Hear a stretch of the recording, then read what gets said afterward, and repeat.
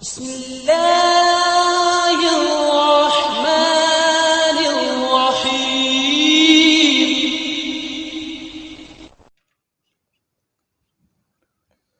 اعوذ باللہ من الشیطان الرجیم بسم اللہ الرحمن الرحیم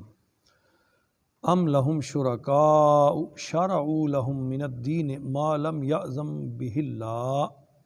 ولولا کلمۃ الفصل لقضی بینہم وان الظالمین لہم عذاب علیم تری الظالمین مشفقین مما کسبوا وہو واقع بہم والذین آمنوا وعملوا الصالحات فی روضات الجنات لہم ما یشاءون عند ربہم ذالک هو الفضل الکبیر صدق اللہ مولانا العظیم اللہم صلی علی سیدنا و مولانا محمد وعلی آلہ و اصحابہ و عترتہ اجمعین۔ سورہ الشورى کی آیت نمبر 21۔ مشرکین مکہ اور دیگر مشرکین سے اللہ تعالیٰ مخاطب ہیں۔ ارشاد فرمایا، اے میرے حبیب صلی اللہ تعالیٰ علیہ وسلم، ام لہم شرکاء شرعوا لہم من الدین، کیا ان کے ایسے شریک ہیں جنہوں نے مقرر کیا ہے ان کے لیے ایسا دین ما لم یأذن بہ اللہ، جس کی اللہ نے اجازت نہیں دی، جن کی وہ پوجا کر رہے ہیں، جن بتوں کو وہ خدا جانتے ہیں، کیا انہوں نے ان کے لیے کوئی ایسا دین مقرر کر دیا ہے کہ جس کی اللہ نے اجازت نہیں دی؟ وَلَوْلَا كَلِمَةُ الْفَصْلِ لَقُضِيَ بَيْنَهُمْ، پیچھے بھی ایک دفعہ یہی مضمون بیان ہوا۔ اب پھر فرمایا کہ اگر اللہ تعالیٰ نے فیصلے کی بات مقرر نہ کر دی ہوتی، وقت مقرر کر دیا ہے، اللہ فرماتا ہے میری باتیں بدلا نہیں کرتی، اگر ہم نے فیصلے کا وقت مقرر نہ کر دیا ہوتا لَقُضِيَ بَيْنَهُمْ، تو ان کا قصہ ابھی تمام کر دیا جاتا، پھر اللہ ان کے درمیان ابھی فیصلہ کر دے، لیکن یہ بات اللہ نے مقرر کر دی ہے، وقت دے دیا ہے، مہلت دے دی ہے، اس لیے انہیں نہیں پکڑا جا رہا، ورنہ جو یہ کر رہے ہیں، جس طرح کر کے یہ اللہ کے شریک ٹھہراتے ہیں اور آپ کی تعلیمات کو جو ہے اسے رد کرتے ہیں، تو انہیں یہیں ختم کر دیا جاتا۔ وَإِنَّ الظَّالِمِينَ لَهُمْ عَذَابٌ عَلِيمٌ، اور وہ ظالم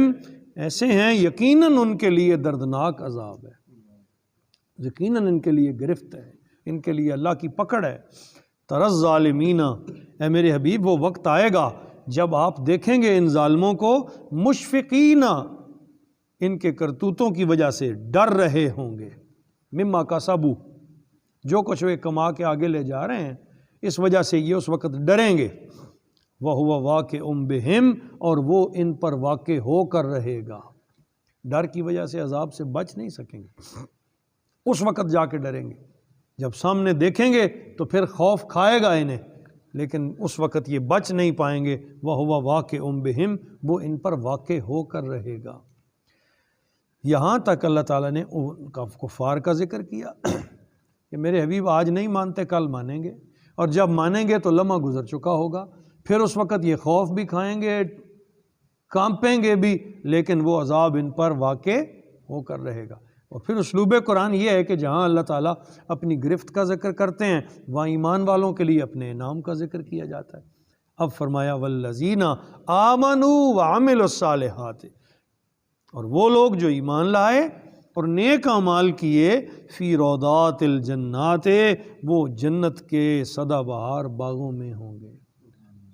فی روضات الجنات، وہ جنت کے باغوں میں ہوں گے، لہم ما یشاءون عند ربہم، انہیں وہ ملے گا جو وہ چاہیں گے، عند ربہم، ان کے رب کے پاس۔ جب وہ اپنی رب کی چوکھٹ پہ پہنچیں گے اب ان کی مرضی چلے گی، اب ان کی مرضی چلے گی۔ اللہ فرمائے گا تو چاہ نا، جو مانگے گا آج تجھے عطا ہوگا، دنیا میں تو میری مرضی پر قائم رہا، آج یہاں تیری مرضی کا دن ہے، اب تیری مرضی چلے گی، تو جو کہے گا اللہ وہ کر دے گا۔ ذالک هو الفضل الکبیر، اور یہ جو کرم ہوگا یہ بہت بڑا فضل ہوگا۔ اس دن اللہ تعالیٰ مومنوں پہ بڑے فضل فرمائے گا، بڑے کرم فرمائے گا۔ ذالک الذی، اور یہ وہ چیز ہے، یبشر اللہ عبادہ، جس کی خوشخبری اللہ تعالیٰ نے اپنے بندوں کو دی ہے، اللہ تعالیٰ نے سنائی ہے اور یہ بدل نہیں سکتی۔ اللہ اپنے بندوں کو یہ خوشخبریاں سنا رہا ہے۔ الذین، وہ بندے، آمنو، جو ایمان لائے، وعملوا الصالحات، اور نیک عمل کرتے رہے، اللہ تعالیٰ ان کے نیک اعمال کی جزا انہیں عطا فرمائے گا، صلہ نصیب فرمائے گا، اور وہ فیصلہ ہو چکا ہے، گناہ گار پکڑے جائیں گے، نیک اعمال والے بہشت اور جنت کے باغوں میں اللہ کی نعمتوں سے متلذذ ہوں گے، اور نعمتیں بھی ایسی جو ان کا دل چاہے گا، جو ان کی طبیعت چاہے گی، اللہ وہ انہیں عطا فرمائے گا۔ اب اس آیت کے اگلے حصے میں اللہ تعالیٰ نے ایک بڑا خوبصورت مضمون بیان کیا۔ کفار مکہ نبی کریم صلی اللہ علیہ وسلم جب تعلیم فرماتے، حضور دعوت دیتے، رات دن محنت کرتے، وہ آپس میں چہ میں گوئیاں کرتے، کیونکہ ان کی ذہنی سطح یہ تھی نا، وہ یہ کہتے اچھا اس کا مقصد کوئی نہ کوئی ضرور ہے، یا تو یہ بادشاہ چاہتا ہے، یا یہ ہمارے اوپر، ہمارے اسباب پر، ہماری معیشت پر قبضہ کرنا چاہتا ہے، کوئی نہ کوئی دنیاوی مقصد ضرور ہے جو یہ اتنی رات دن لگاتے ہیں، کیونکہ وہ حقیقت تک تو پہنچ نہیں سکتے تھے۔ ان کا جو سطحی ذہن تھا وہ اس جگہ پہ قائم تھے کہ یا تو یہ سرداری لینے کی کوشش میں ہیں، یا یہ ہماری معیشت پر قبضہ کرنے کی کوشش کر رہے ہیں، کوئی نہ کوئی دنیاوی مقصد ضرور ہے کہ یہ رات دن لگے ہوئے ہیں، رات دن لگے ہوئے۔ جواب سرکار نے نہیں دیا کبھی بھی، اللہ کریم نے جواب دیا، فرمایا کل لا اسألکم علیہ اجرا، اے میرے حبیب مکرم صلی اللہ تعالیٰ علیہ وسلم، آپ اپنی زبان سے ارشاد فرما دیں لا اسألکم علیہ اجرا، میں اپنی اس محنت پر تم سے کوئی اجر نہیں مانگتا، میں کوئی سرداری نہیں لینی، میں کوئی بادشاہی نہیں لینی، مجھے کسی معیشت کی ضرورت نہیں ہے، میں تم سے کوئی صلہ، کوئی امید کبھی زندگی میں تم سے طالب نہیں ہوں گا، لا اسألکم علیہ اجرا، میں تم سے اس دعوت حق پر کوئی معاوضہ، کوئی کسی قسم کی کوئی چٹی، کوئی تنخواہ، کچھ نہیں مانگتا، میرا صلہ تو میرے اللہ کے ہاں ہے، میرا صلہ تو میرے اللہ کے ہاں ہے، میرا انعام مجھے میرے رب نے دینا ہے، میرے پاس جو کچھ ہے وہ بھی میرے مالک کا ہے، میری جھولی میں جو ڈال رہا ہے وہ میرا رب ڈال رہا ہے، مجھے تم سے کسی صلے کی امید، اس طرح کر کے رد کر دیا۔ پھر استثناء کے ساتھ ایک چیز فرمائی، الا المودۃ فی القربى، مگر یہ کہ میری قرابت سے محبت رکھنا، میری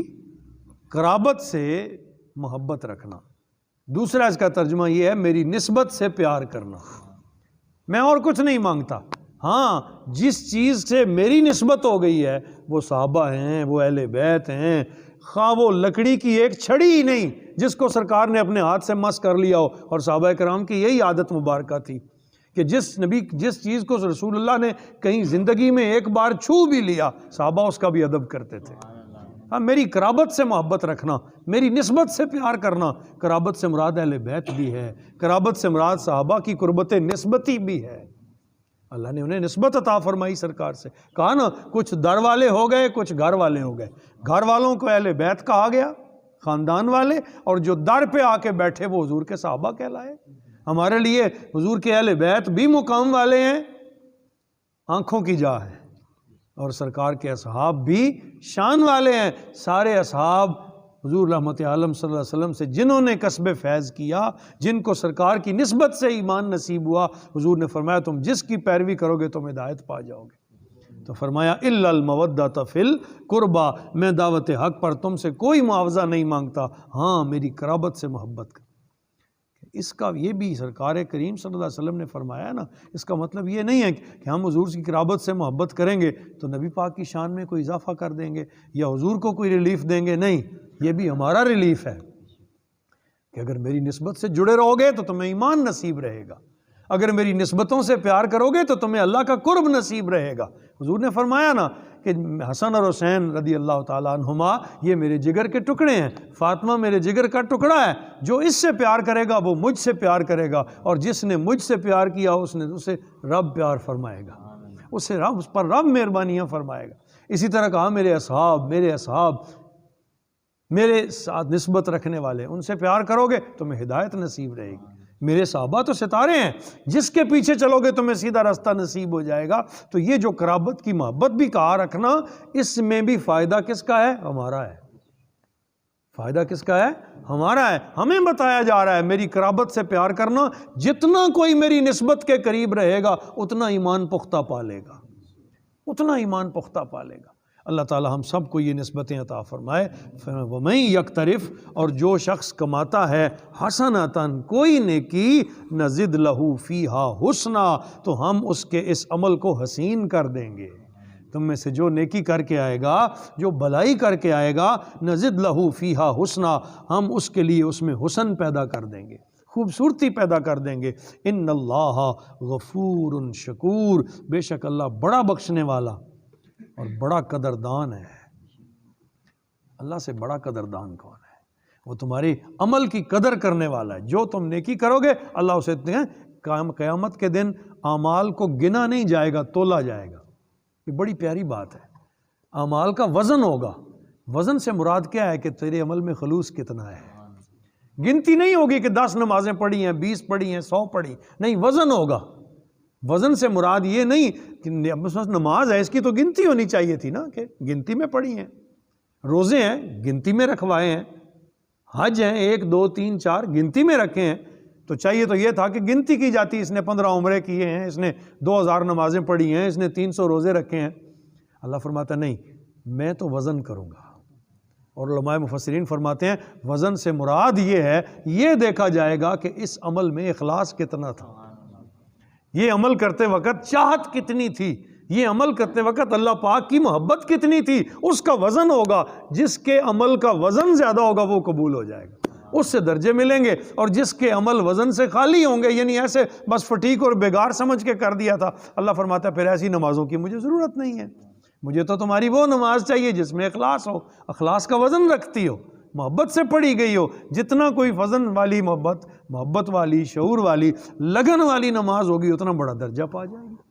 وہ علامہ نے کہا نا، وہ ایک سجدہ جسے تو گراں سمجھتا ہے 1000 سجدوں سے آدمی کو دیتا ہے نجات۔ کہ اگر شوق سے، خلوص سے، لگن سے ایک بھی سجدہ اس کی بارگاہ میں کیا جائے تو بندے کی زندگی بدل دیتا ہے۔ اللہ ہم سب کو شعور والی نماز عطا کرے، لگن اور محبت والی زندگیاں عطا فرمائے، اپنی اپنے حبیب کی محبت، حضور کی نسبتوں کی محبت نصیب فرما دے۔ وما علینا الا البلاغ المبین۔